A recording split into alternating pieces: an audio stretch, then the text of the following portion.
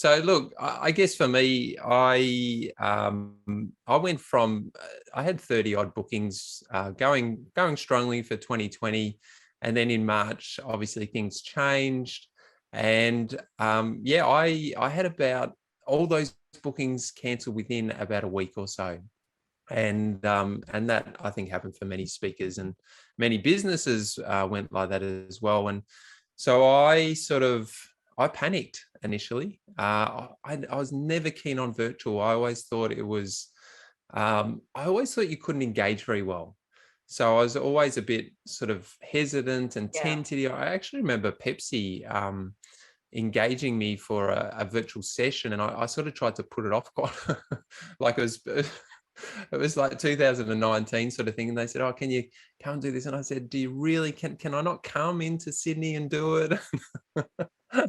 And anyway, the funny thing is that 18 months later, I was coaching them in how to, or they came to a training in how to do it virtually. So that was the funny bit. But so yeah, things cancelled and I panicked. And then I sort of went, okay, if I'm going to make any money, if I'm going to keep going with our business, I need to convert to virtual. So at that time, I decided I was going to get really good at it. I thought, well, if I'm going to do this, I always like my trainings to be really high quality, excellent trainings, engaging, educational, and fun. And I thought, well, I need to study. I need to work this out. I need to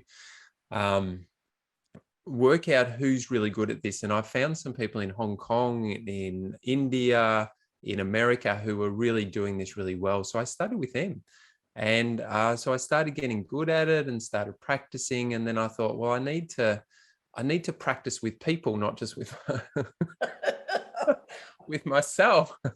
So I threw it out there and to my LinkedIn networks and my past clients, and people have been to my trainings.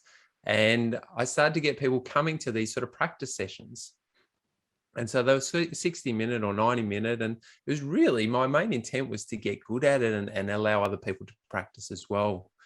And what happened there was that a few L&D people come and they said, well, it looks like you know what you're doing. Can you come and run some training for us? And that's sort of how it started. And then others asked, and then I got repeat business. And yeah, so I ended up doing 101 trainings virtually last year. Which is phenomenal, really, when you think of like where you came from after the disappearance of everything. Yes. Like all of us, you were at a standing start. That's right. But do you know what, Leanne? I think for me, I had to embrace virtual. I think if we don't do that, it's really hard to it's hard to get excited about it. That was the thing for me, is that I had to go from didn't want to do it to, okay, I need to do it to, hey, I'm going to embrace this stuff. I'm going to learn it. I'm going to play with it. I'm going to invite others. I'm going to get good at it. And because I really set myself the goal to be better than face-to-face, which is a pretty big goal. Just because you've embraced it doesn't mean you've got all the skills down pat, right? Yeah. And you know what? I still feel a lot of the skills you use or I use as a face-to-face facilitator, I'm using as a virtual facilitator too. And obviously I'm talking about training rather than keynotes, but I'm using a lot of those skills to create engagement. But I'll tell you what, the biggest things, obviously you got to get good at virtual.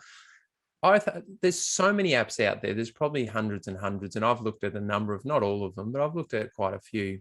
But what I've found is that you really need 4 or 5 really good ones, like Menti, like Jamboard, like Snap Camera.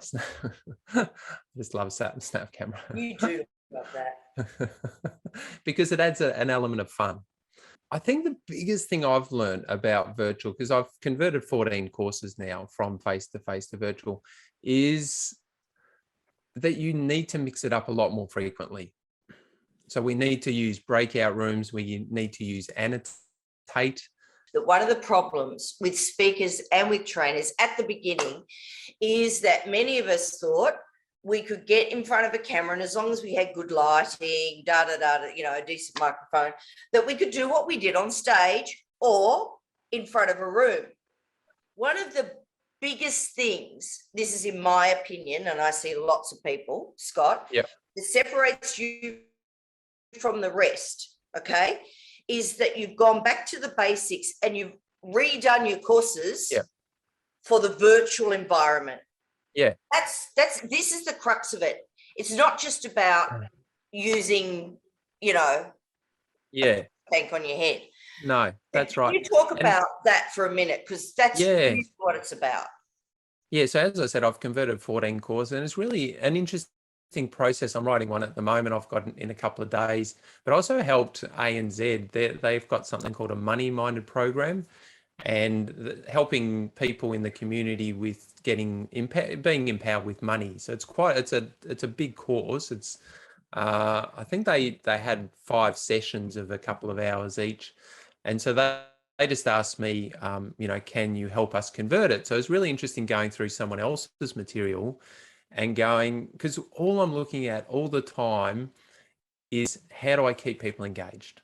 Yeah. Do I use chat? When do I use a breakout room? When do I use a poll? When do you use a word cloud? When do you use annotate?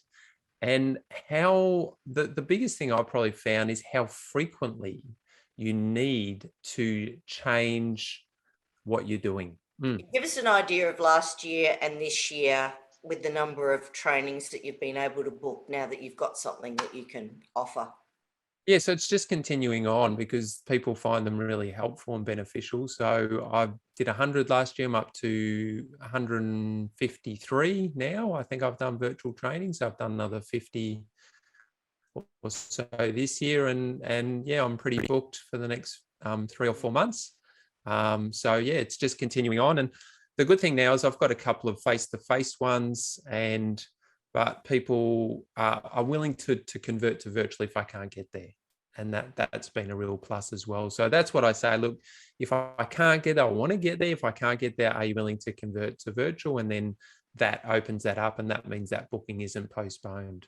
Scott, if they do want to come to your training, do you have another one?